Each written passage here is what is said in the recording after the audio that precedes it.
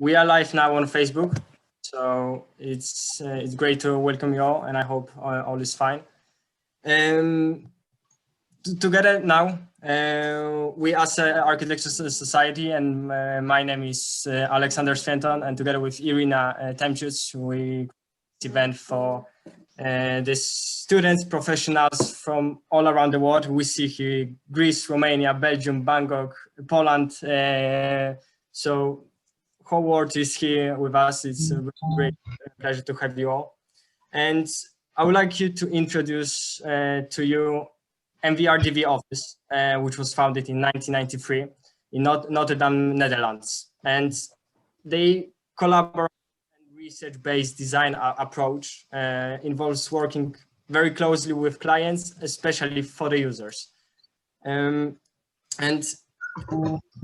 their ideas are very often unprecedented, and this is what in my opinion, what I personally admire the most in the projects. And it's because I think, so what I've been researching a little bit about them is that they are trying to follow the ideas that they set up at the beginning. These three founders that met at the Delft University just said in the 1993 that the architecture now is introvert and self-oriented.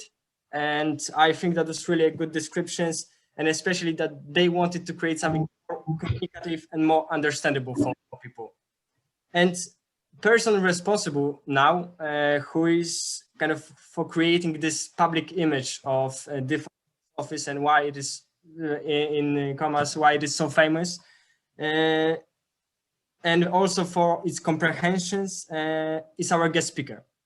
And he started as just a journalist, and then he moved very quickly to OMA office, where Remkulas, most of you probably know, and he was responsible for for creation of the public image for almost a decade. And then he moved to MVRDV office, and now he's a partner, and he's responsible for business development and public relations.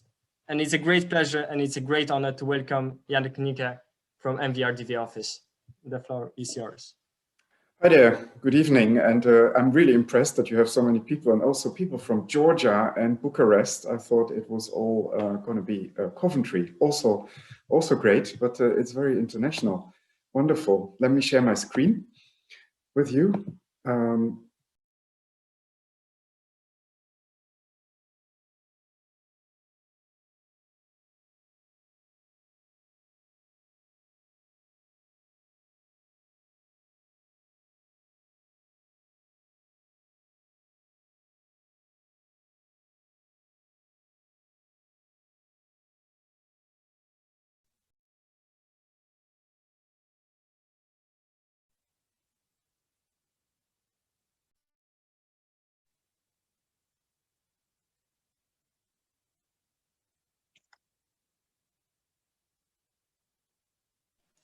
Jan, are you here?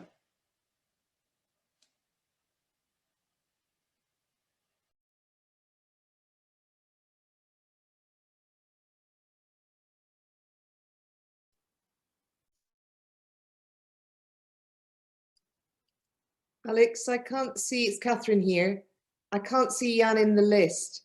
Yes, I see. I think something happened. I think something happened, yeah. We need to wait. Yeah, he accidentally left the meeting. Thank you for the information, Stephanie. I'm just wondering if there's a maximum number of participants. 10,000. So I think we don't need to worry. Yeah, I know Giovanna is looking to join as well. Sorry, the maximum is 300, but you can stream it on YouTube. Ah. Oh, okay. Good to know. So we basically stopped at the maximum. Yeah, we just a question. If the maximum is 300 and we are in 300, I don't think Jan will be able to join again. Exactly my thinking. Oh. Hi, Catherine. Thank you for information.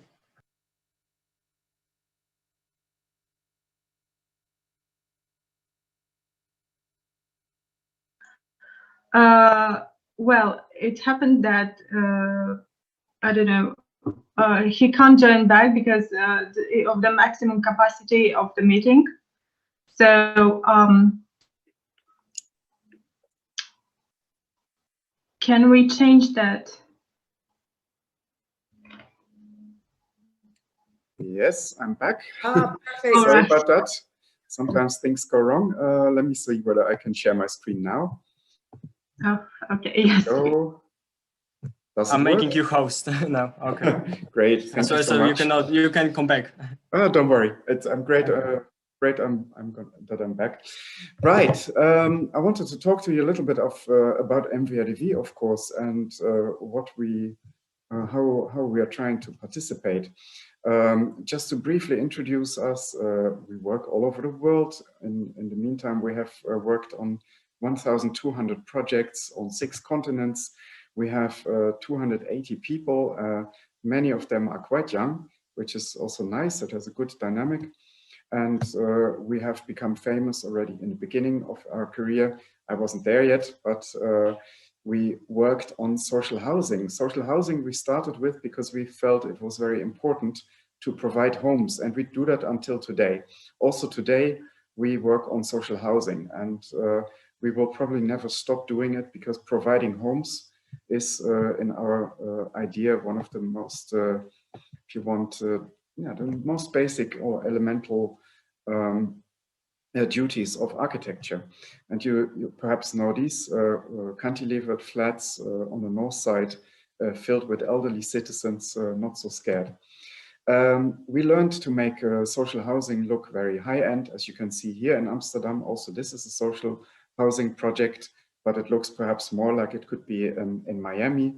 We don't believe that if you live in a social environment that it means that you are less. You also should be living in a good way. But we also work on villas for rich people, as you can see here. And of course, public buildings. This is a rock museum we designed with a facade that looks like the belt of Mick Jagger. So it's inspired by rock. And also here, this is one of the projects we're doing currently, is the renovation of the Pyramida in Albania, the national monument, if you want.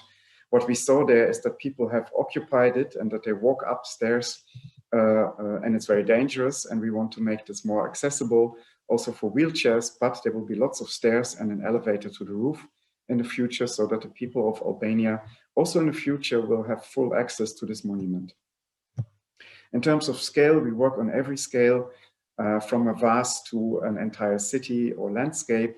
And here, for example, we have a structure plan for a city in the Netherlands called Almere, where we have made different master plans for different lifestyles so that the demography of this place changes, which is quite homogenic now. So it's not a real city, but in the future it will be a real city because we tweak the offer, if you want. In Britain, we're finally building something new again to help Oxford Street overcome the COVID pandemic.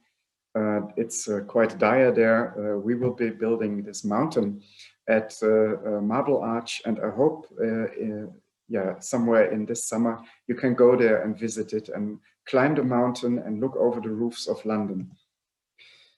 We also are active at the university with the Y Factory, which is an independent research tank inside Delft University. We also built the building, as you can see here. It's a tribune stimulating discussion, but also saying that the students are the most important ones because they sit literally on top of the professor's office. And here we dream about the city of the future. For example, a city that is very biodiverse, as much biodiversity as possible. This would be Amsterdam after it has turned into biodiversity. And we make all these publications about these researches that we do, and it's all done by students. And it's a way to do research together with students. We all know that human behavior transforms the planet, and MVRDV was founded with the warning of the Club of Rome. We know that the building industry is, well, actually responsible for the third of global emission. So we have to do something about it, and you have to do something about it. Your generation is going into the streets and reminding us that we have to work on this, which is fair enough. And at MVRDV, in the beginning of our career, we always believed that the densification of the city would be the key to be more sustainable. Because if you see this urban sprawl, it's very comfortable, but it causes a lot of traffic and emissions. If we all want to have a house like this, if we all want to live like this, our cities will become endless. So we need to live more densely populated, perhaps. But on the other hand, we don't want to live like in Hong Kong here, because it's also stressful and not healthy. So how can we combine those two qualities? Maybe the comfort and green of the suburban lifestyle and the liberty, and on the other hand, the very densely populated city. So our dream, and maybe you know this image from Ram Koolhaas' book, Delirious New York, is that we stack dream houses on top of each other with gardens. This is how we should be living in the city. So you have your dream house, you can take the elevator down, and you're in the opera, and so on. Also here, we started to build these things to show them artificial nature here on the 5th floor of the Expo Pavilion in Hanover in 2000, where we have proven that this actually works, that you can create artificial nature in buildings. And so we need to do something to transform the construction. We have a massive task in the world, because almost every building in the world needs a transformation right now. And we need to do this fast in order to cut emissions. Sometimes we have to do this in a very careful way, that we are almost invisible, that we don't see that MVRDV or any other architect has been there. And so we have to revamp these buildings, make them technically sound. But if we touch them, we have to be very careful and respectful of history. In other cases, we also like the history, because but it's not so old. It's the 1960s. And then we can do a little bit more.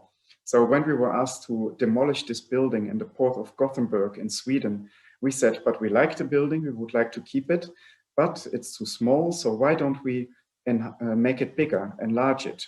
So we looked at the structure of concrete, and it was so strong that you could actually double the structure if you copy it on top in wood. So it's a copy-paste exercise, but instead of concrete, you use wood. Then you put a raincoat around the building. You make extra stairs, also an open atrium that the inside is connected in a nice way. And this is how we then envision this building to be seen in the future. Also the SDGs we are working with very methodically. We're trying to put as many of them as possible into our buildings. And so this is a little bit of an introduction, how we think and how we want to work. Of course, the skyscraper is one of the tools perhaps to make the city more dense, but the skyscraper has its issues. We believe that it's an Asian and American typology, and if we start to build them in Europe, we perhaps might not pay respect to our cities. So could we create the European skyscraper with the qualities of this little town that you see here, where people know each other, where it's green, where it's human scale? That is basically what we've been looking at. So if we look at all the skyscrapers in the Netherlands, and here you have them all together, Rotterdam, The Hague, Amsterdam, Utrecht, you see that they're quite beautiful, but also that they're all very traditional skyscrapers. So if you then compare them to the skyscrapers of Asia, you see that we look like the footprint. So maybe the sky is much lower in the Netherlands than in Asia, but in any case, we are almost petite. And that's a good quality, that our skyscrapers are smaller. And what we like to do in this research, but also often in architecture, is that we work with the voxel. The voxel is the volumetric pixel, and it allows us to do all kinds of interventions and research. So introducing the voxel, you can of course use the voxel in terms of Lego. A Lego stone with 4 dots is a perfect voxel in a way. And we built a typical skyscraper in this Lego. As you can see, that was not very difficult, it was easy to build, but you also see that perhaps that it is a quite stupid typology. In terms of densification, it's good, but it doesn't do so much for the city. It's almost like a Hoover. It sucks up city life vertically, and it doesn't give it away anymore. So here you see that you can go up, you can go down, you can look out, Maybe you meet your neighbors in the elevator, but that's it. It's not a very social construct. So what we like to do in our research, we just change one of the Lego stones. So basically, we put them out. Now you have a grotto, now you have a balcony, now you have a room with a view. And also you have an address between the roof and the ground floor. Suddenly you have a place where you can step out of the building, look back to the skyscraper, and maybe you can meet your neighbors that live above you. And maybe you can you can invite them for a barbecue, which you can have on this outside space. So this is basically already a little start of a village life, the European life that we would like to have in a skyscraper. If you then put this into parametric software, suddenly you get these really cool skyscrapers that already have the quality of perhaps an Italian mountain village. Here you see how much human scale it has suddenly in this huge building. So this is a research that we wanted to do. So we called Lego because we needed lots of Lego stones, and they sent 1 million white Lego stones to the university. And so we built 16 towers. We called the project Porous City, and Vinny and his students, they started to look into this and analyze it, computerize it, of course. Quite a few of these designs were made in a scripting software to where you can manipulate the outside spaces, the social interaction, and all kinds of related things. So basically, these were partly conceived in a computer.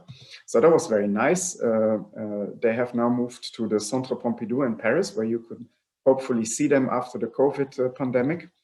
And then we weren't done yet. So we continued the research. We made 350 more European towers in all kinds of series. And we built them again. So Lego sent us another 1 million Lego stones. They're still at the university in Delft. And as you can see, some of these towers, they really look like what architecture offices produce. Others are, of course, outrageous and impossible. But it's a wonderful collection. And then, of course, there is the question, can you do something in practice with this theory? So the students started to make these scripted skyscrapers. And then suddenly we were asked to enter a competition in Amsterdam in one of the last open spaces of Amsterdam's central business district. And because it's very expensive to build there and we wanted to do something really special, we used the same scripting software that was also used for at the university. And what you see here is 80 different options for the same tower. It's a complex of 3 different towers. And for each of the 3 towers, we made 80 different varieties. We fed the scripting software parameters in terms of outdoor space, views, the shadow, daylight, acoustics, the sequence of rooms, the amount of facade panels. That was extremely important because we needed, you see the design is very, well, remarkable, and that is usually something that is very expensive. So how could we rationalize and optimize this building in terms of construction technique? And also we wanted to have not too many window types. That was partly aesthetical, but partly also, again, how to make it possible to actually realize this building. And then you see in red really bad options, in yellow you see mediocre ones, and in green you see really good compromises between all these parameters. So the dark greens are the best compromises. In the end, we took 3 of the dark green towers, put them together in the scripting software, and this is then basically the result. And here you see on the outside of the block, it has a glass facade that reflects the office buildings that are around. And in the inside of the block, you have a more human scale that looks a little bit like the tower that we built in Lego, perhaps even more organic. And sometimes you need to talk about money, but this is really not expensive to build. As you can see, we are building it for 1,750 euros per square meter, which is amazing. If you look at the architecture, you see here, there's going to be a public walkway around the central tower. You go with the stairs 5 floors up, There is a lot of plants. Pete Audorf, the landscape architect of the High Line in New York, made the landscape design.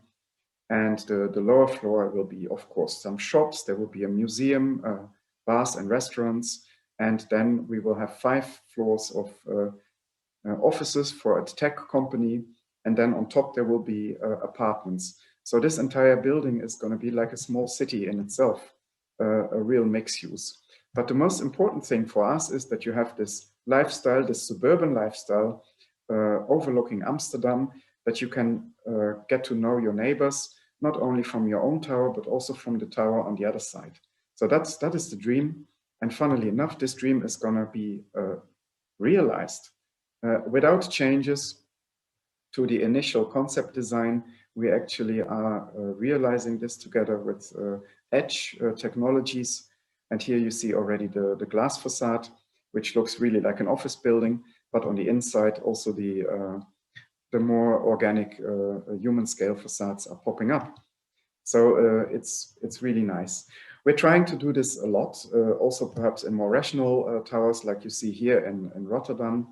And in China, everything is bigger, even the slabs. So we have tried this. Sadly, that is not going to happen. But you see, we're trying to bring this kind of life to skyscrapers everywhere we go. And then the question is, can you do it even in a province town in Germany? I'm not sure whether we have anybody from Germany here, but this is in the utmost north. It's a small city, and they asked us to do something. They invited us for a competition, and we were scared that we would be too wild for them with our ideas about the porous tower and the European tower. So instead of sending in just one tower, we sent in a scale of towers, so they could decide themselves. The city, together with the people of Kiel, could decide for themselves whether they make a normal tower, a remarkable tower, or an iconic tower. So they had a lot of choice. Then we designed them also a facade based on some creative companies that would stay on the site. So they all get their own Kiel facade, a nautical facade basically. And also here we said, okay, the facades of the buildings, you can have 25% special, 50% special, 75% special, or you can go for the full Monty. And then in the end, they didn't even need to ask the citizens, because they all wanted to have the most radical volume, the most radical design. And this is really nice, because if we would have sent only this in, they would have probably been too scared. But now they saw that there is choice, and that maybe also the alternative was not so interesting. So we won the competition with this, and we're now starting to build this cool Kiel, we called. But here still the architect is deciding what is happening. And the question to us was, can the architect also step back and allow people to really build their dream house? Because in suburbia, you have the chance to build your own house often. You have the bedroom where you like it, the amount of bathrooms and all these things. Is it possible to do this also in a collective housing project? So here we started Ego City, which involves students again. So we have 17 architects who are students, and we have 17 very different clients. They needed to be very radical. We have a client like Marilyn Manson, you can see, one of the ladies from Wisteria Lane, a desperate housewife. The guy from The Big Lebowski is in there. Somebody who likes not roller skates, we say that, roller coasters. So David Lynch is there. So how the idea was that now for these different characters, you make a dream house as radical as possible. But for designing it, you had to basically use the voxel as a measurement tool, because with the voxel, pixelated if you want, these dream houses, they can all be put into software. And this software then can find a place in this tower. We made a very simple tower so that, that it's perhaps more commercial. And the software has a very strong commission to not do too many compromises. If people wanted to have a bedroom on the north side, that it needs to be on the north side. If the guy from the Big Lebowski wants to have a bowling alley, he can have a bowling alley. So that's the general idea. And here you see how the software is mitigating between all these individual wishes and how slowly a slab comes up. And this is the ultimate end to this. So this is the ego city that has turned into a we go city. So from the ego, the individual, to a collective idea. And with the new software that is coming up, this is not even so crazy. It might actually happen within 1 or 2 decades, which is really cool. And we're looking forward to it. We also built it at the Dutch Design Week in a smaller scale together with students, and the students lived in it for a week. And also they had many, many visitors, which was a wonderful event. And to bring this make this even bigger, to go from a house or from a dream house to collective housing, we can also go one step further into urban planning. We have the Space Finder, which is a software that we are developing now together with the city of Rotterdam. And here you see, for example, the envelope constraints that the city is imposing on architects and developers or anybody who wants to build something. And what we want to do is going from this absolute envelope to a performative envelope. Basically an envelope that is smart and that is perhaps in a way more flexible. So here you see the center of Rotterdam. In yellow, you see the sunspots that need to be preserved. So this is the city, and it has a tall construction vision. And here, basically, the sky is the limit. You can go quite high. And on the other hand, you have to always preserve the sunspots. So our software was now looking into this, and first started with the full potential, which is also full shadow. So that doesn't work. It's against the law. Now we start to cut it, that we have Rotterdam, without shadow. And then suddenly we see that there is still a lot possible. And we also see that many buildings could be densified in the future. And that in some parts, there is actually really a lot of space left to play with for architects in the future. So this is really interesting for the city to also see whether their law is working. Maybe these conglomerates in the back are way too big. Can we make them smaller then? Do we need to change the regulations? Or are we happy with this kind of regulation that basically respects all the sunspots? So this is basically an index for the further development of the city center of Rotterdam, which is very nice. Well, going away from the voxel and the skyscraper, we also want to make the city nicer.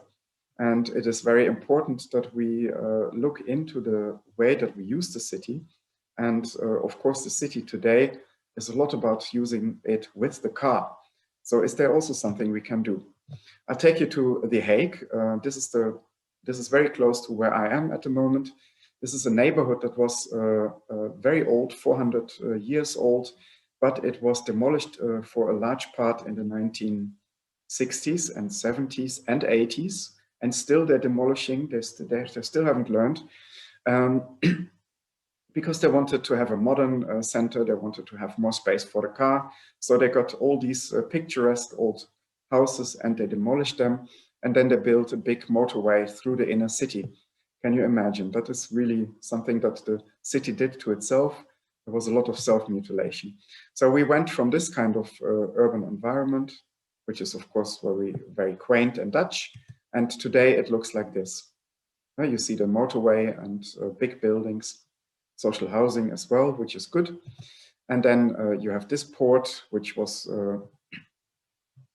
transformed into this kind of environment. Also a very beautiful building, the City Hall by Richard Meyer. But you see how much damage was done to the city in a way. This self-mutilation wasn't necessary. They could have built this City Hall elsewhere perhaps.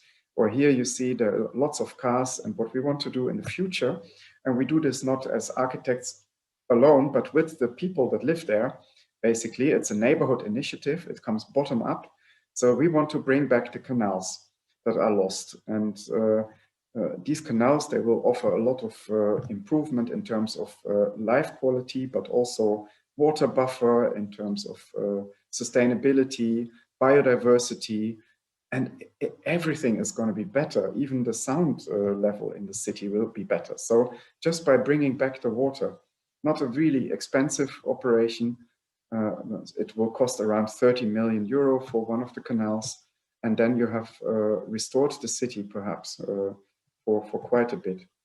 And we had to talk to all kinds of politicians, and we had to tell them it's also good for the economy, because in the end, if you have cars, people don't like to be there because they stink, they make noise. If you have water, then you want to sit there and have a cafe or a wine. So that is the difference. And we had to basically educate a lot of these politicians and tell them that it would be a good thing. And of course, they understood it and they all want it, but they're still struggling with the amount of money that it costs. We made really good experiences, for example, with this project in Oslo, which is quite close to the opera, which was the biggest development in the history of Norway, 360,000 square meters mixed use. And the city of Oslo was very worried that it would destroy the quality of Oslo because this would attract so much traffic. On the good side, behind these buildings is Central Station. So we said, like the rest of the old town of Oslo, why don't we just build all these buildings without parking spots? And so basically this happened. There is space for 12,500 jobs, 450 apartments, and there are only 20 parking spots. So there are no underground parking garages. It also made the buildings more economic to build, and it saves a lot. So on the other side, you see not bullet points, but minus. So we have minus 6,250 car journeys a day, minus 110,000 kilometers driven in the city a day, minus 3,210 tons of CO2 a year, and so on. So basically, the entire city is nicer because we did not put any parking spots in this location, which is right next to Central Station in Oslo. And this is wonderful. What can happen if you take the car out? So here I take you to the city center of Seoul in Korea. You see here an inner city highway, which is going over the infrastructure of the rails. It's about 1 kilometer long. And you see everything is concrete. So what we did here in very fast pace, only half a year, it took, we turned this motorway into a park bridge. The mayor of Seoul wanted to have something that was like the skyline in New York, but not like the skyline, a bit more like Seoul. So we made him this barcode of plants that grow there, and it's a botanical garden. You can sit on the pots and you can enjoy the green, and it works very well. It has lots of visitors, actually way too many visitors. Sometimes it looks like this. So you have almost traffic jams of people. And this means something also in terms of economy. Basically, it means that the buildings left and right of this park, they're worth more. And that is amazing, no? Because usually they would tell you in urban planning that if you take the car out, you lose your customers, the shops, they will lose value and so on. But in the Brown building, there is a shopping center. And because there are now 1 million people a month walking past, this shopping center is doing better and is actually worth more. So sometimes it really is good to turn the thinking around and enjoy maybe new insights about the city. And also here in Bordeaux, we have tried to do something new. It's a project we are doing in on the other side of the river, and it's all about the intimate city. Bordeaux was very brave in the 1960s. They have built this city, the city of the future. They separated the cars and the pedestrians. And sadly, it doesn't work because if it's only pedestrians, it doesn't feel safe. So it's not a big success and it needs a lot of attention, even though it was very brave. And what they asked us to do is build the city of the future again on the other side of the river. But this time they said you have to reinvent the medieval city. The medieval city is quirky, it's intimate, it has one color, and it's full of surprises, but it's also human scale. So here on the other side, they gave us a site. They had already started to build, but it was not a success, but because it didn't turn into a lively urban area, it turned mostly into sleeping area. People would sleep there and stay there in the weekends, but there was very little life, as you can see. So they gave us this site, 2 train stations that were disused, and a barracks from the time of Napoleon. And this is Vinny starting the project, not like a god imposing plans on the site, but with a bicycle, going there, talking to the people, and they were talking to him. And we had lots of events to discuss this with the people. You looked at the poor guy in front, he's sleeping, but they talked to us about what they wanted and how they liked the city. And so then we started to make the plan. And the first thing is that we didn't want to have a tabula rasa, but we wanted to preserve everything that is on the site. So any wall would be declared holy, and you couldn't remove them. And we wanted to keep also the structure because people knew the structure. So why start over if you already have the structure? So we fill in the existing, and we fill also in all the open spaces in order to have this intimate city. Then we add a lot of shared space, like in the center of Rome. Everybody has the same right, pedestrians, bicycles, and cars. And then we have some space devoted only to pedestrians. And also we have shared space around the buildings where people can actually claim a little bit of space and start a business or make a garden. So this is then how we went further. First, we went up 100-meter extrusion. And again, now here with parametric software, we cut it down. First, that all the housing would have daylight, and then even a little bit further that every ground floor apartment, shop, or whatever would have at least 2 hours of sun in the winter. And then suddenly you end up with this very, how do you say, perhaps organic landscape on the roofs. So it looks a little bit like an old city, but then maybe on steroids or perhaps more modern. So we adapted a little bit more to the context. Then we say it shouldn't be built by one architect, but by 126, so that it is diverse and rich. And then we started to communicate it. And here you see how it was once. This is the current stage, and this is how it will be filled in the future. Again, how it used to be, how it is now, and what the future can bring for this building. Now we won the competition with this, we got a commission to do it. And then there was one big problem, UNESCO, because the city of Bordeaux is protected as a World Heritage Site. And the mayor said, I don't want to see it. So we went basically to UNESCO with 2 options. One was totally invisible and the other one was very visible. And to our great surprise, UNESCO said, this is fantastic. It looks like the old city. You see lots of spires and roofs, and it will make you kind of curious to go and visit also the other side of the city. So they said yes, and then we were allowed to start construction. Before we did it, we made an art piece, which we showed in the city so that you can experience already how it will be in the future. We also started to design the urban area. So also here we wanted to have a botanical garden, lots of different plants, very green neighborhood. And then construction started, and the total time it will last 10 years before it's done. We started by designing one building that shows all the facade materials that are allowed. This is the Maison du Projet, and it shows that you have a rich diversity, but not in color. It will all be a bit beige, a bit like the old city in Bordeaux. And now lots of architects have started to work. This is already realized by now, and you see the roofscapes.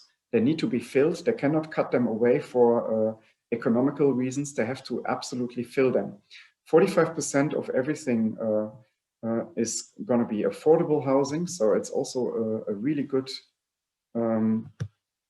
project in terms of keeping the city diverse. You see it already here in this weird shape. You cannot just make identical apartments because you have all these shapes. So it means that you have an apartment underneath the roof, and maybe that's good for students or young couples, whereas maybe on the bottom, it's on the ground floor, it's better to have big apartments for families with children. So also here, the people will mix, and the demography will be hopefully very interesting. And there is a lot of creativity coming. This is actually a swimming pool, and we made an exception. These architects were allowed to remove the old walls, but they keep them as an outline so that you can look into the building, into the swimming pool. And this is one of ours. It looks like a football landed in it. And the site is also alive. From the first day, there was gastronomy and events. It's very beautiful. If you ever be in Bordeaux, you should go and visit it. You can do that already now. And then we started construction. And here you see a small working class neighborhood across the project. And you see how our buildings are quite imposing, but on the other hand, they also fit in a way. And here you see them on the other side of the river. And this is my son being totally not happy that he has to go and see a construction site. But this is one of the biggest plots that you can see. The glass will be a restaurant overlooking the city. And here you see these very strange, organically shaped streets coming up. And here, this is by other architects, also a very beautiful project. And you see how they struggle to fill these shapes, but they still do it, and they find all kinds of creative solutions. Well, I'm going to talk to you a little bit about preservation. That's, of course, also very important, but it's maybe not so philosophical. I just wanted to show you a very nice project that we worked on, which brings me to PC Hoofdstraat, a street in Amsterdam, which used to be always a very upmarket street, but residential. Still, after the war, it was a residential street. And then, in a way, now it's a mix between residential use and also the most expensive shopping streets in the Netherlands. We only have one Prada store, we only have one Gucci, and they're in this street. We apparently, in Holland, we only need one of these stores. Amsterdam has built lots of new museums and invested, and that had a lot of tourism as a result. And Chinese tourists, for example, they need to have a Louis Vuitton store if they go to Europe. Otherwise, the holiday is not good. So the city of Amsterdam was suddenly dreaming of having these big flagship stores. But of course, we are in a surrounding that is heavily protected and also has these relatively small residential buildings. So our client asked for it, and he got the permit to basically demolish these two white buildings, which is very strange because normally Amsterdam is very careful in giving out demolition orders, but they allowed it.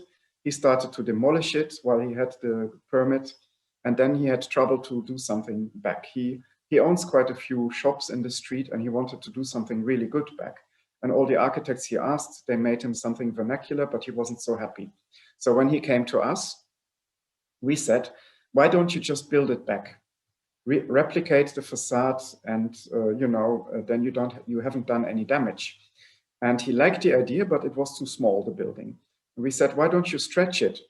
And he said, yeah, that's a good idea. We copy it and we stretch it, but it doesn't have enough glass. We need a lot of glass for this building. And so our proposal to him was this, the Crystal House. We would look into the history and rebuild it how it was, even earlier than before the war, and stretch it to have more space and build it fully in glass.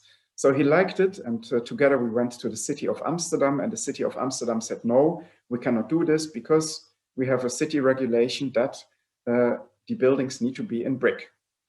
And so they said no. Then we went into the city archive and we looked at all the building permits that they had given in the past years. And so this is what the city wanted, but we didn't like that.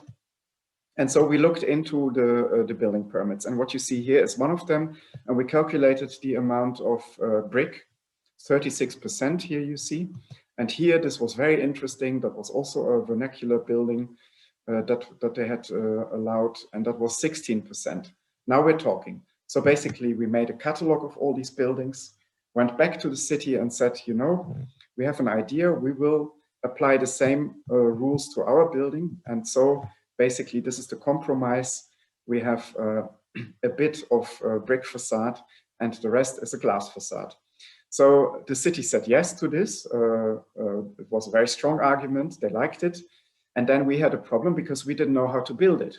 Now we had to make a replica of a Dutch facade in glass. So how to do this? Thank God for Venice. So we went to Venice and to Murano. We found a small firm that made us all the bricks, as you can see here. And then we needed to find a way to glue them together. And that was very difficult, but at Delft University in the material research, there was a dentist from Bulgaria, and this lady actually started to apply dental glue and also UV lighting. And then it becomes extremely strong, almost as strong as concrete. Super cool and super strong. So we tested it and we found out that we could build this facade, but in the center there was a weak spot. So it couldn't really carry all this load because glass is also super heavy. And so we added some supports, 4 of them, and so we could start to build it. Then we ordered all the glass from Venice, and here you see the 150-year-old details of a Dutch classic residence. They came in this place you see here. We had to clean them. We started to build parts of the building already there in this factory, and then and they're very beautiful, as you can see. And then we built the rest of the building. We created a dust-free environment, and then very, very slowly the glass was laid like bricks. It took half an hour for each stone, so it was the slowest construction site of Amsterdam. We also asked the students in Delft to help because in their summer holidays, because it was getting really slow. And so there were lots of students involved to actually build this building, which was very nice, very, very nice. And then finally it was revealed, and to our great shock, the first tenant, Chanel, they didn't need that much space, and they built a plasterboard wall behind the facade on the first floor. Absolutely terrible and shocking, but what can you do? Sometimes this is how it goes. But in any case, you see how beautiful it is. It is quite clear glass. It is green, of course, because it's very massive, but not as green as other glasses. So here you see how beautiful it looks at night. During day, many people go there and they can't believe it and they need to touch it. So Chanel needed to clean the facade a lot. Here you see people just going for it, looking at it, can't believe what's going on. And you also see how well it fits into the street. So we didn't destroy the street with a new or vernacular building in a way. The top is a copy of the building, how it used to be. And the lower part is actually perhaps a more modern translation of this building, but it still respects both the wish to have a flagship store, and it also respects in a way the historical surroundings. And then we have a happy ending because Hermès moved in and they needed a lot of space, so they removed the plasterboard and now you can see it fully.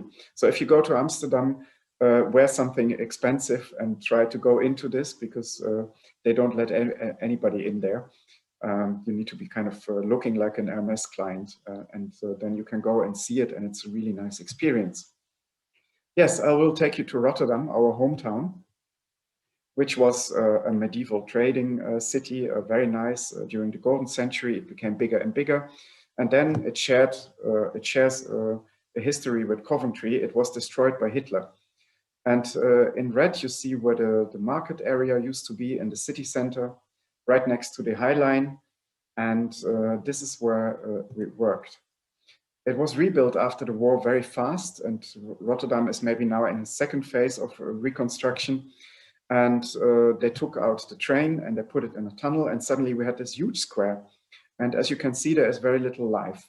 Only during market days, there was a lot of life. And then the city decided in 2004 that we needed to have a covered market hall like we know from the south of Europe.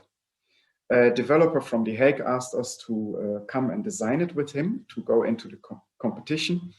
And we said, well, we don't have market halls in the Netherlands, so why don't we fly to Barcelona and find out from the professionals how it works.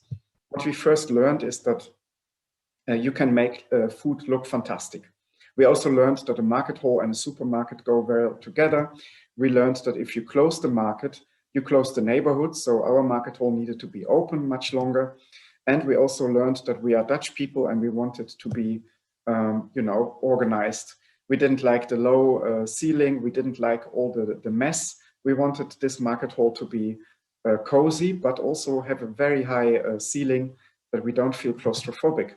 So Vinny made a first sketch, and he basically did it on a napkin, as they do, with a lot of wine. So he designed a Venetian palazzo with a cathedral underneath for the market that you can enter from every side. Now, the developer also had a nice wine, and they were absolutely convinced that they would win. And then reality kicked in. This was, of course, way too expensive. So the developer made us a counter proposal and said, look, this is what we can afford. We cannot afford a cathedral for the market, but we can afford a really small market and 2 slabs, one with condos and one for rental housing. Oh, well, that was not so nice. So we looked at this and we thought, what can we do with this? And then we said, we built a model, not a parametric model in Revit or whatever, just a real model, an object. And at a certain moment, we played with this object and we turned it around. Now that was interesting. Now suddenly the apartments, there would be walls. We would have a penthouse layer on top. And as a byproduct, for free, we would have a huge market hall. So the developer calculated it out. They could afford it. Then they were becoming creative. They wanted to make an arch of it. Now we said, yeah, that's nice, but we can't put the elevators anywhere. So, okay, elevators in, that changed the shape. Then the developer said he needed more space in the ground floor of the building, so the market doesn't bring that much rent. Okay, make the market a bit smaller, bam. And suddenly we had a horseshoe as a shape for this building, all designed perhaps, yeah, by the possibilities of Rotterdam and by the needs of this developer. Now then we started construction, and as you can see, it's 2 buildings that can stand all by themselves, connected by 1 level of bridge, which is here. And this is how, after 10 years of planning and building, we basically opened it in 2014 as the Market Hall of Rotterdam. If we walk through, the ground floor and the first floor are for the markets and the restaurants, so there is nothing else. It's all food. We have 100 units of 20 square meters. The units are neutral, but the produce is not. Here you are I think in the Basque country, in America, in Holland, of course. It's like a travel. French fries, very important. In the 2 wings, we have restaurants, lots of very hip restaurants that can also stay longer open than the market because they have also an opening to the outside. Yeah, and this is how the interior looks. It's very nice. We won the competition with the print on the outside, lots of strawberries, but then the developer said that he wanted natural stone, marble perhaps, and we said no, it's a working class city.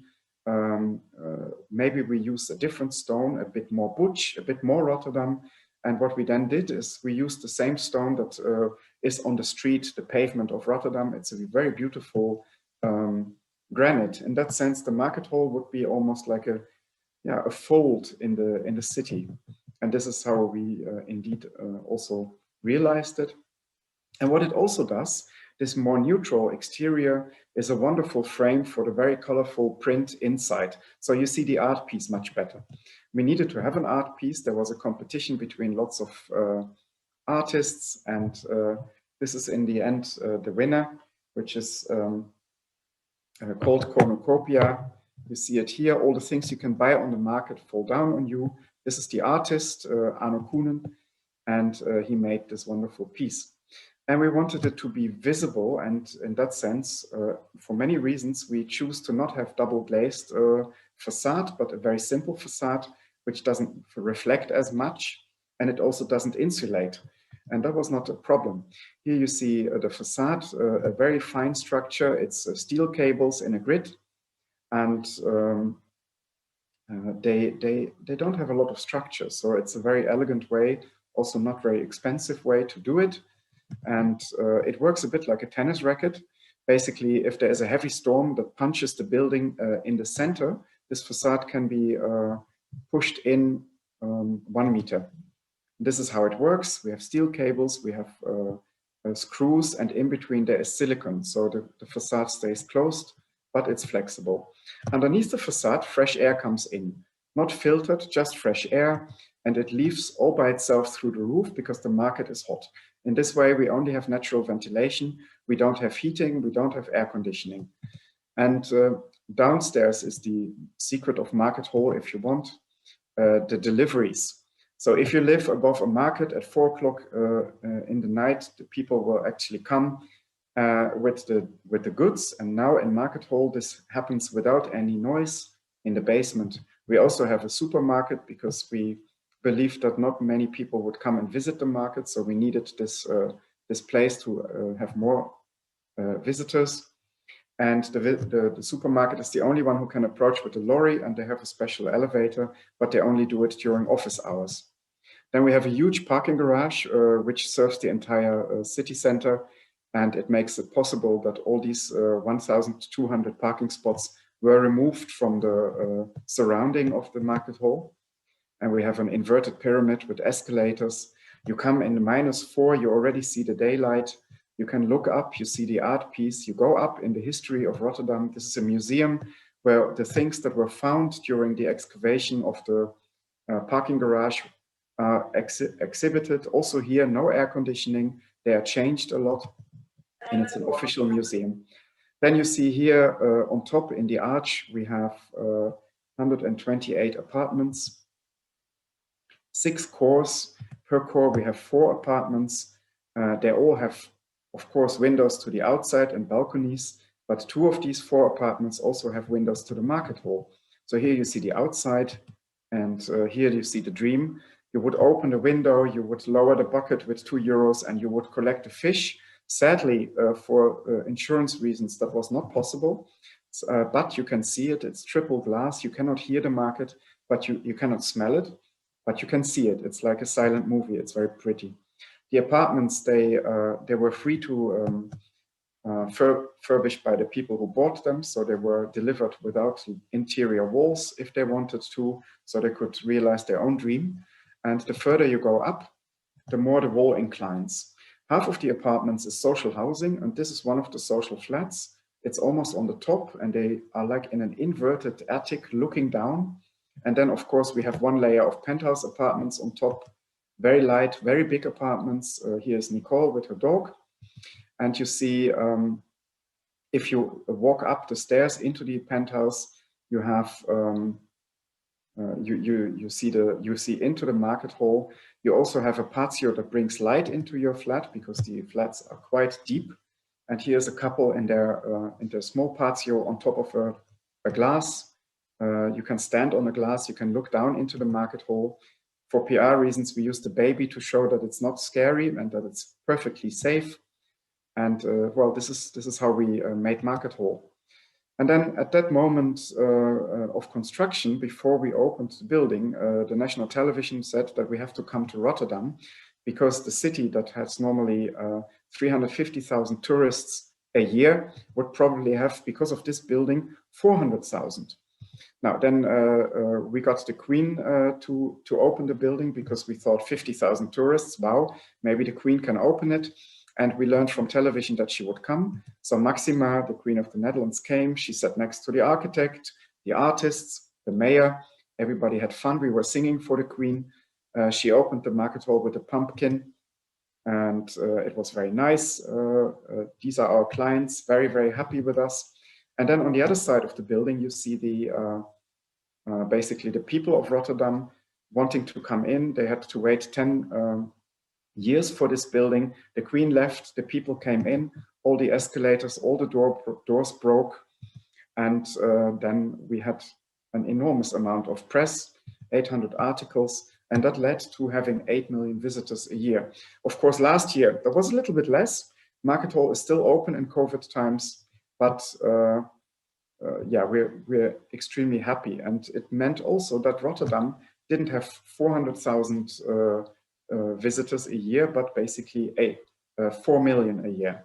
because half of the people that visit the hall are from Rotterdam, the others are tourists. And maybe a few of you have also already visited this. And that's nice because Rotterdam needed it. We were the cradle of right-wing politicians. We were a city with a big drug problems. We were the city with the youngest football hooligans in Europe. And this is a real picture, not a joke. And now suddenly there was good news coming out of Rotterdam. People saw that 25 years of urban transformation had an effect. And all these newspapers wrote about Rotterdam as a place that you should basically visit. And even Jamie Oliver likes it. He has a restaurant in Market Hall. And yeah, lots of selfies, we collect them all. And this is also sustainable, that people actually like your building and that your building might not be replaced after 40 years, but that it is here to last. So in a way, love is also a very sustainable thing. I have I have spoken too long, I think. My time is over, right, Irina? I have one more project. You can talk. Don't worry. I can talk. Cool. I'll keep it short. Very important project also for Rotterdam is to transform the art depot. We have a very nice art museum, which was founded by the port barons, the rich people from the port. And here you see its most meaningful art piece, the most famous one, the Tower of Babel. Anyway, for architects, super cool. On the other side, you see the museum director in a summer rain when his archive was filling up with water. He always had to call the fire brigade to help him. So that was not a good thing. And the city gave him basically enough money to bring this municipal art collection into safety outside of the city. And he didn't like the idea. He basically wanted to keep this collection in the city and also available to everybody. Because there was a problem with this museum, and that many museums share this. There are 151,000 art pieces in the collection, and in the museum they can only ever show 4%. So what you see here is the only Rothko in the Netherlands, and for many years it wasn't visible. 96% of the collection was in the depot. And what he wanted to do, have a depot that is open, that we could see all the collection, everything. So he got extra money in and organized a competition, and we were invited to participate. So we have a part of a museum park. The museum park in Rotterdam was designed by Rem Koolhaas and Yves Brunier, a very important architectural piece. And now suddenly we were supposed to put a building inside there. Very difficult. First, this is the site. We have to save some space for the bicycle path and the way to Kunsthal, the building by Koolhaas. So this was the remainder of the site. And we needed to put 15,000 square meters on it. A really big building. Not so nice, of course. So we had a great idea. Why don't we build a table with a sculpture garden on top? So you lift the art into the safety. Even if the Netherlands ever drown and flood, the art would be safe. It's also a nice symbolic gesture. Sadly, the budget was way too low. We couldn't afford this. Actually, at a certain moment, we would be disqualified in this competition if we would be above budget. Anything we designed, we had to send to a cost consultant. Cost consultant sent it back, said, no, it's too expensive. So that was really bad. And then at a certain moment, just out of curiosity, we sent the block to the cost consultant. And he sent it also back and said, it's too expensive. It has so much facade that it won't fit. Then we thought, wow, this is impossible. We cannot win this. But we have a very smart lady in our office who just looked at this and thought, okay, if the facade is the problem, then why don't we make a cylinder? Because that has much less facade. And then suddenly the cost consultant said, yes, you're in. So we suddenly had even a little bit of money left to play, which was really cool. So we had a round building. We didn't want to destroy the park so much, so we made it smaller towards the ground floor. So now it sits in a park like a sculpture. It has an extra big roof. So the difference is 20 meters between the roof and the ground floor. And you have a great roof terrace. You can look around it, and there is no front and no back. And that was important because we have lots of neighbors, and we didn't feel like showing our backside to one of the neighbors. We then wanted to execute it in reflective material. so that it would reflect the garden, it would reflect the city, and that it looks like a sculpture, like the Bean in Chicago, perhaps. And the nice thing is that you can look around the corner, the volume dissolves to the top, and at night, only at night, you see the interior. And furthermore, it's like this really cool sculpture. The park, of course, was a bit of a problem. We had lots of trees. They were not doing very well because it's super wet there. So the trees were taken away into a tree asylum. They are all still alive. And then the idea was to put new trees on top of the roof, which also actually happened. And then here you see how it sits in the, like a gigantic sculpture in the park. During day, the entrance is visible. During night, with bus doors, it will be closed. It's the same technology like in a bus. So it really then looks like a closed sculpture. And if you come in, you see that you're not in a museum, but you see that you are, oops.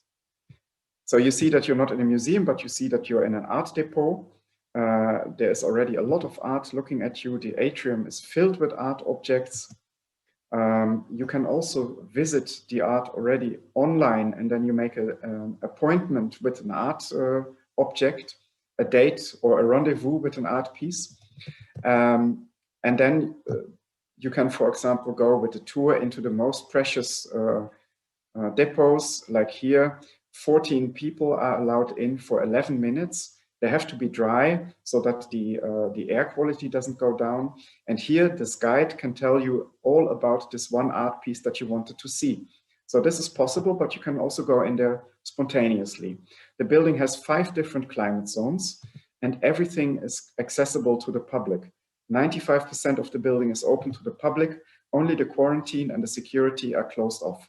You'll be able to see how the museum is lending out and creating art pieces, how they are testing setups for the museum, how they are giving courses for people to learn how to preserve art, how they are preserving art.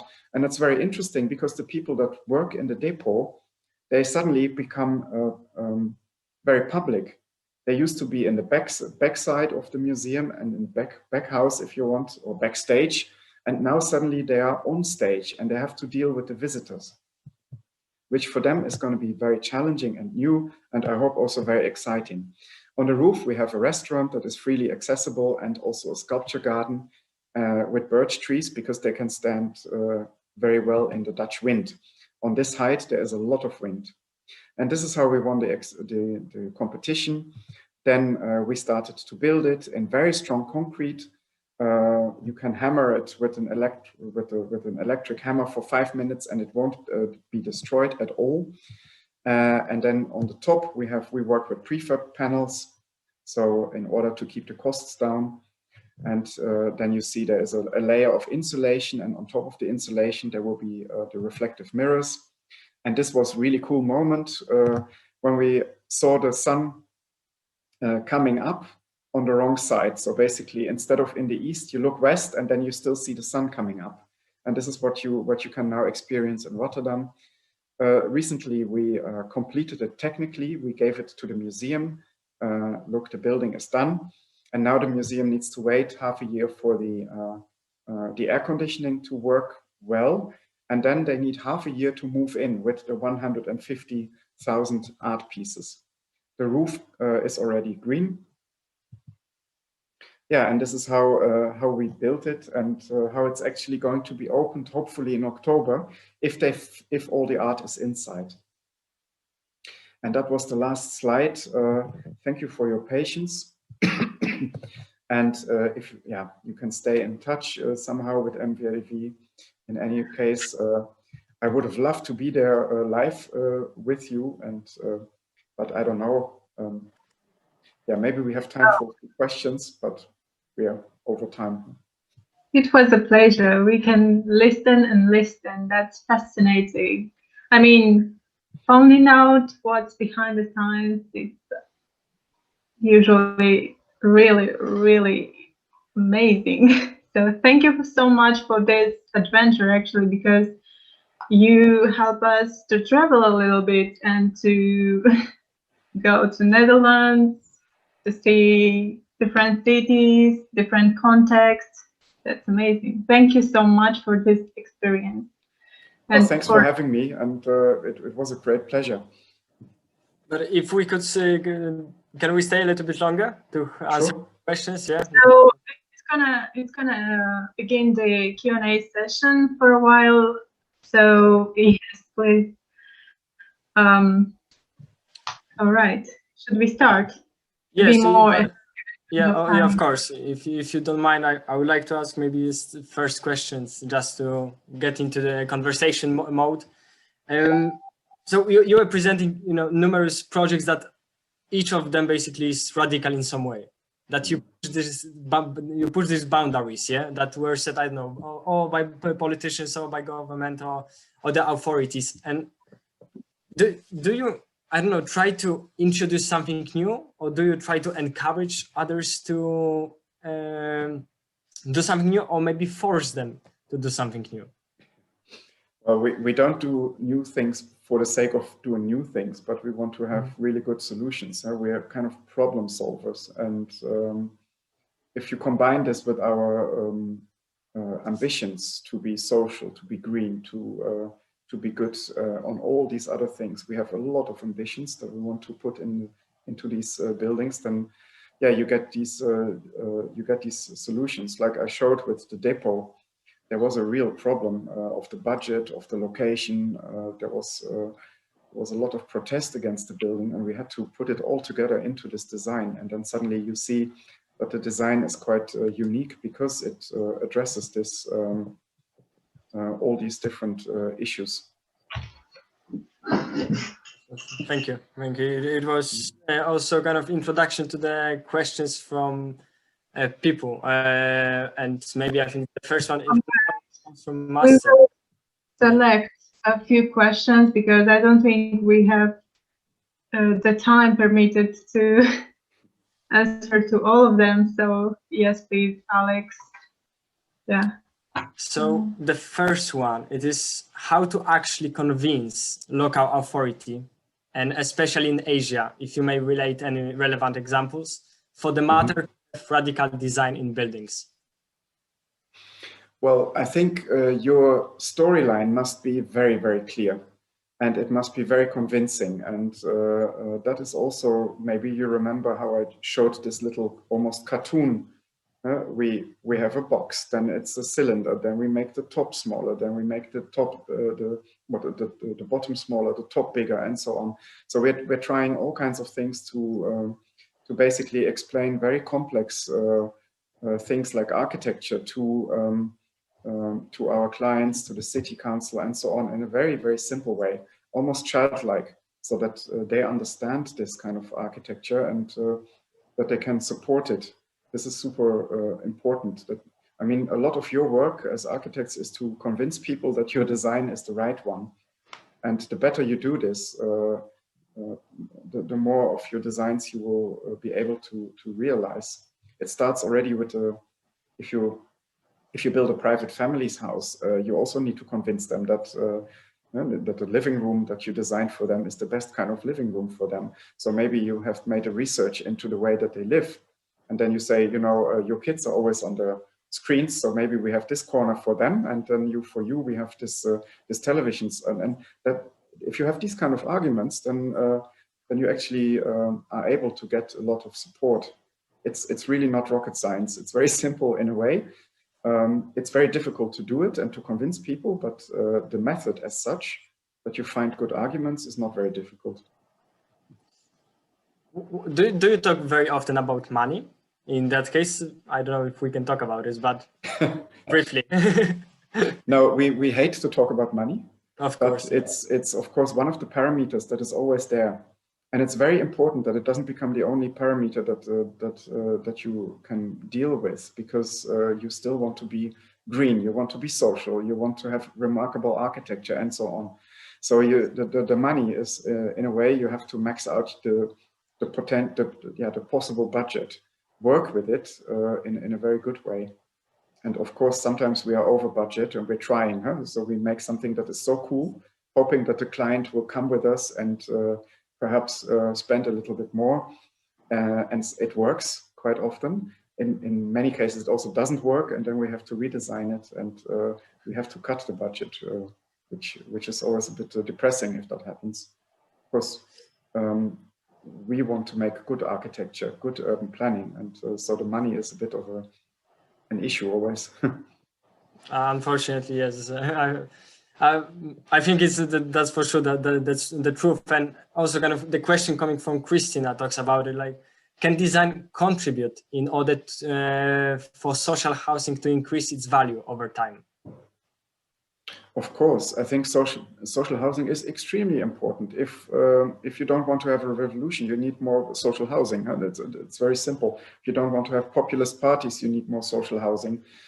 And also, if you build a lot of social housing, it means something for the city. It also, maybe you need to combine it with other things. And we also had, for example, a very simple calculation in the Y factory in Delft, that if you make all the flat roofs in the world green, then you would perhaps reach 1 degree lower.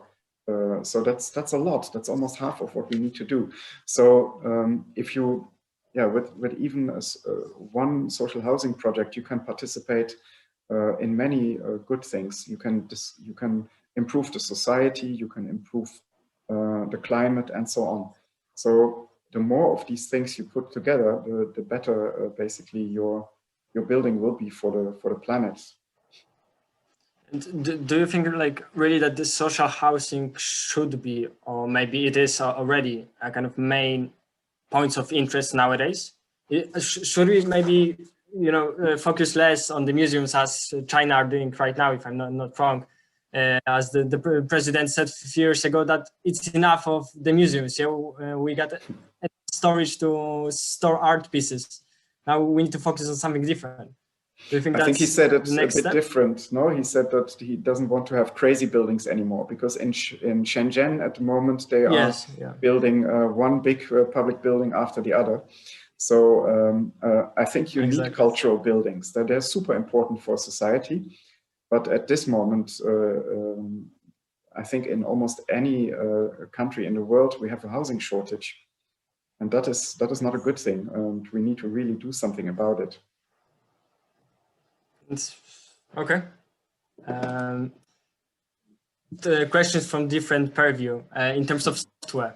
And students are curious what kind of software you use to optimize the building's form in terms of daylight, economy, and perhaps many other factors. I know how you are aware of these issues. Yes, I should know this, but I don't work with it. So we start a lot with Revit and Rhino and all these things, but they have some more. Now I'm a bit ashamed that I don't know the names. I'm sorry. We don't need to know everything, right? But it probably relates to the next issue: how to get an internship at your office. Yes, that's really difficult, because there are so many that would like to have one, and we are now 280 people, and it means that we have 28 internships per half year. So that's roughly 60 a year. And the thing is that we have so many CVs landing with us that the HR people, they can basically look for the most creative minds that know all the computer programs. So we have really good interns. And I would suggest that you make a very clear portfolio, and that you learn all the relevant computer skills. They are actually set on our website. It says what computer skills you need. So it's not, I should read our website perhaps. Okay. I think Irina will send kind of the link. If I don't know if you are aware, but we are sending links to all of the projects and most important things that were said. So you can just. Yes, sorry to interrupt you. Yes, I mainly send the links to cover the projects which were presented. So yeah, also you can find them on MVRDV site, guys, if you like to. So take some notes. And coming back also the question from YouTube now, coming back to the radical buildings. And I heard that Rotterdam is the playground for architects. I heard the phrase like this, and that the regulations are very not limited, very creative in some way. They allow you for creativity. And what do you think about other countries? This is what the Rotterdam example that we should follow. Yeah, Rotterdam is perhaps a playground for architects, but it's also a very good reality check because the budgets are very low. The city can make its own, in the Netherlands, the cities can make their own construction rules, but generally speaking, the construction costs are low. So you have to be creative and inventive with money. If you look in other countries, for example, yeah, you have everywhere you have different sets of regulations, and as we want to work all over the world, we try to have people from all over the world. So that is also a way, for example, imagine that we would suddenly have a project in Georgia. We need to have a Georgian architect, so that that we somehow become experts in the local construction code. But you can say that some construction codes are so extremely tough that they kill creativity. For example, in Germany, it's they continuously think of new laws and they never get rid of old laws, so that it becomes very difficult to make anything but a box. And so what we try to do, we try really to almost go over the law, but not quite. So we're always trying to challenge it and try to find loopholes so that it's possible. But also in Rotterdam, sometimes the market hall, for example, is not within fire regulations in the Netherlands. So they had to be creative and declare the interior, the big market space, an exterior, and then suddenly more was possible. So it's perfectly safe, but we had to kind of be a little bit creative with the regulations. So the fire department is not coming with the truck and goes inside, but they just come by foot, and then they use hydrants, which is a perfectly safe way to get rid of fire in there. And they tested it actually, but you see, these kind of things you have to really try. And that is if you have a vision and if you want to do different architecture, you find, instead of just applying the rules, maybe you turn it around and you say, I want this building, how can I realize it? And then you will have people that tell you can't do it because it's not allowed. So, okay, what's not allowed? Now, this kind of glass is not allowed. Okay, can we use different glass? Now, you make the problem smaller and smaller until basically you hopefully solve it. Okay, thank you. Johannes probably wanted to ask a question. He raised a hand. And would you like to speak? Yeah, it was me actually. Daria. So yeah, I wanted to ask, how, when you design something, how do you make sure that you involve the community, the local community, in your project in the most democratic way? So, you know, to make sure that everyone from the community has a say. Yeah. Well, that is very difficult. You know, if you design something like we do, then often it's quite remarkable and people have to get used to the idea. So they wouldn't always instantly love it. Huh? You need to get used to the idea. But also if you give everybody a say, then maybe you end up with something very mediocre. I think what you need to do is to get people a chance to talk about what hinders them. If the building is not up to their liking, that's tough luck. But if the building puts a shadow in their garden, then you have a really a good argument to ask for a change. So that is very important. And there are more and more moments where the public actually can participate and where we also change the design a little bit. I showed you this depot building with this mirrored facade, but right next to it there is a youth psychiatry, and the doctors there said they don't want to have a building where the kids can see themselves. So what we did is we applied a cloud onto the building. It's matte. It still reflects a little bit, but not enough that you can actually see yourself. So these moments are super important, that you basically have have a discussion with people about the building, but it's mostly concerning the people in the surrounding, I would say. And then, you know, in Bordeaux, we had 16 different events, and Vinny went to drink tea with local residents. So we do it a lot, but you need to give people, how to say, you know, they have their own, you have your own work, and they, as locals, have their own say. So you need to steer this in a good way. Yeah, okay, yeah, that's very interesting. Thank you. Is there maybe anyone who would like to speak? I hope that it won't be that 10 people speak at the same time, but maybe there will be a first person. Oh, guys are still shy. Guys, don't be shy. Just, it's an opportunity. It's not that. Can I ask a question if it's possible? Of course.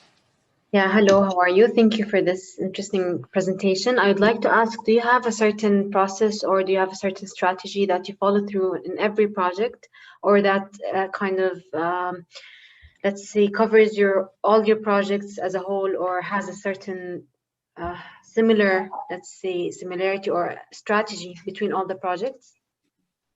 It kind of links them, or? Yeah. We have, since the foundation, we have started 1,200 projects, and we like to say that they all have their own character. And we have at this moment, like, I think something like 150 projects running at the same time, stop and go and so on. But what we try to do, at least as a basic method, is that we do a lot of research into the site, into the client, into the building or the plan. And that we put all this data together on a table, if you want, and then we apply it somehow. So what we usually start to do with a project is that very simple, that we look at the square meters, and then we make a diagram with the square meters, and then we basically turn the square meters into spaces. And what we also like to do in this stage, for example, is to see whether there are smart ways to combine things. Well, once we have the boxes, the spaces, or the voxels, then we can start to design the building. And then it becomes very contextual, because in this moment the site comes in.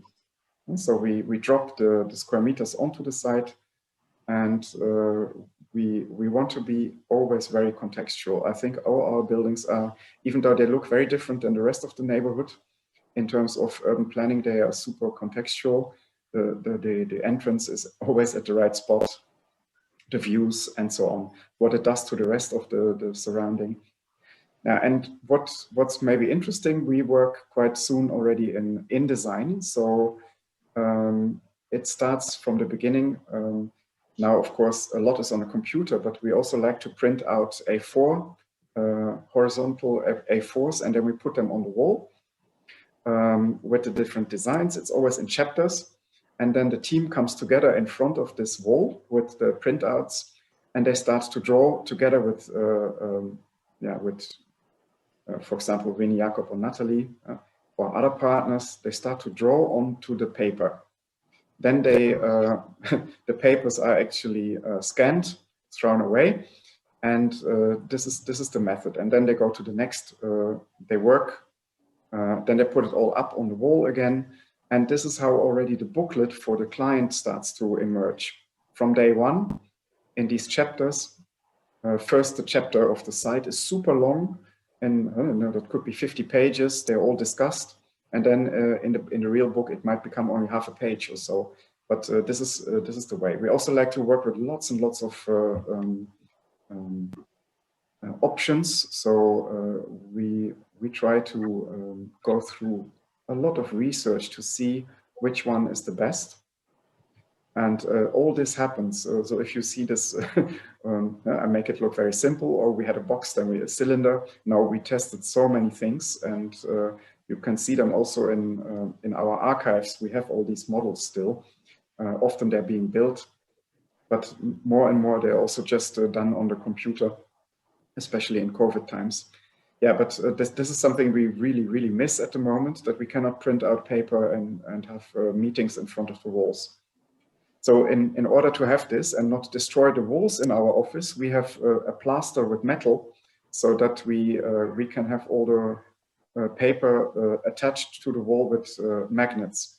So it's a real method, and we apply it everywhere.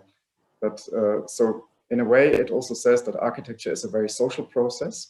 And if you would be one of the selected interns in our office, you would be part of a team, and you would also be expected to say something in these meetings. So the good idea doesn't necessarily come from the boss of the company. It could also come from the intern, because it's a teamwork. That is very important. We think that architecture is teamwork. That is very, very nice. Thank you so much. And I really hope to be an intern one day, because I really, really respect and love your work in architecture. Thank you. One and probably one of the last questions from David. Yeah, I just have one question for you. I feel like through the past couple of years, architecture has been moving in a new direction, and everyone is admiring those crazy concepts. I just want to ask you, how do you envision architecture in the future? Like, what are the key points? Shall architecture start renewing its form and looking for a more playful form, or should these be only the iconic buildings? How do you see like architecture in, for example, the next 20 years? Well, we are, of course, maniacs, and we are radical, so that we don't believe that we should have boring buildings in the city. So we're trying to always make something meaningful and perhaps remarkable. But if you now, this is a style discussion almost. If you now look at what is our biggest challenge, is what I started with, that is to make sure that our industry, that your designs don't pollute the planet.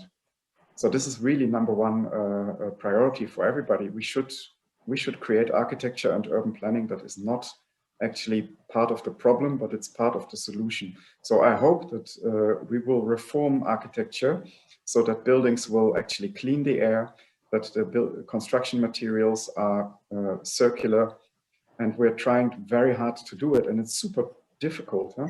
But this is I think the big next step. And then Vinny at the Y Factory, he is dreaming about a faraway future where perhaps architecture could be made out of nanotechnology. So you would, you know, if you leave your house, it disappears because everything is mobile. So you would have a building that is not a defined set of rooms, but it's moving spaces. So if you need an office for 50 people, it would just appear. And then if these 50 people want to go home, they can go home, and their apartments or houses would come around them. This is called Baba Papa from the 1970s cartoon show. Maybe you know it. It's like a Transformers kind of thing. And then if we look even further, then would it not be cool if Baba Papa would become Baba Mama, and all the architecture would be organic, and it would actually, we would live in trees that we tell how to grow. Now, we like to, you know, be involved in plans for the next 5 years, but we are also liking to be involved in maybe in the next 500 or even 1,000 years. So we dream about the future. And if you dream about the future, maybe sometimes you get really cool ideas. Thank you so much. You're welcome. Thank you. I think that should be the end. I don't know if you would love to add anything, please feel free. No, thanks. Could I ask a question? Yeah. One last question, sure. Can you hear me? Yeah. Okay. Thank you for the great lecture. Let me start my video. Hi. Oh, okay. I didn't remember that background. I wanted to ask you in terms of scaling problems. So if a smaller office, for example, has shares the same vision according to your approach, what would you recommend? Because I listened to the lecture and you mentioned that some projects require 10 years of design and construction. So you include in these projects a lot of disciplines. I don't know, 20. I have no idea. So it's a thorough research in so many multidisciplinary levels. So how can a smaller office act? Well, when MVRDV was founded, the three very young architects, they didn't feel like executing the architecture. They only wanted to do the fun work in the beginning. So they found partners to work with. For example, a technical architect who was in his 50s, who had a lot of experience and who could basically translate their wild ideas into feasible buildings. So I think for a small firm, it's important to have many good friends, friends with talents, friends with benefits even, so that you know that you can work with them, and that in that way you can almost act like a bigger firm. If you have all these specialties on the outside, then you don't have to put them into your firm. But so I think the key to this is good collaborations. Thank you. So this should, in your opinion, this should be kind of the approach how these offices should grow in some way. Well, it's one of the possibilities. Mm-hmm. If you start as a young architect, you have never built something, and maybe in that sense, it's good to have a collaboration with a more experienced architect where you can learn it. Okay, thank you. All right. Okay, maybe one more question, I think, sure, which is quite important, and it relates to the sustainability, vernacular materials. So what is your opinion on using vernacular materials or techniques like ramped earth in building for sustainability? Well, that's perfect. I mean, we see sustainability as a stream. You know, it's water and it flows in a certain direction. If you put a stone in, it goes left or right.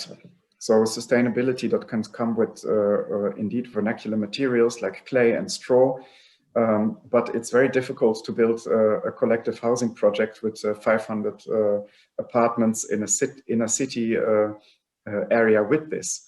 So then we need perhaps wood instead of that. So that's also something very, very good to do. So basically, there is not one answer to be sustainable, but many different ones. And if you want to build something in these vernacular materials, perhaps natural materials, that's good. Do it. It's circular, and it's a perfect way to make architecture. The more, the better, I would say. And what's your opinion on this new European Bauhaus that is growing now? Any opinion? No, I don't know enough about it to voice an opinion about it. Sorry, I have some old Bauhaus here behind me. Okay. All right. Okay, thank you so much, Jan. It was. Well, thank you, and thank you for all the questions. That's very nice. If there are actually questions, and they were really good ones. Yeah, and you said that you'd love to meet in person. However, we exceeded the number which is available in RIBA in London auditorium. Okay. We got 550 people altogether in Zoom and YouTube. So fantastic. Thank you very much for organizing this. Super cool. It was our pleasure. More kind of local event, but it turned out like with this amazing number, and yeah, it was inspirational, motivational, and educative. Thank you so much. Thank you again. Thank you very much. Hope to see you somewhere in Rio. Okay. Bye-bye. Have a great evening. Let's keep in touch, and who knows, when you're gonna visit Coventry and West Midlands at some point, we can be a good tour guide, let's say. Sure. And if anybody wants to become my friend on LinkedIn, on Facebook, I maxed out my allowance, but LinkedIn is still there. So don't be shy. Right. Okay. Be careful for 500 people, right? Okay. Bye-bye. Thank you very much. Bye-bye. Thank you. Bye. Thank you. And to all of you guys, feel free to get in touch with us. I'm sharing my personal email as well. If you had any ideas, maybe comments related to the event, maybe some advice, really willing to improve. So get in touch if you want.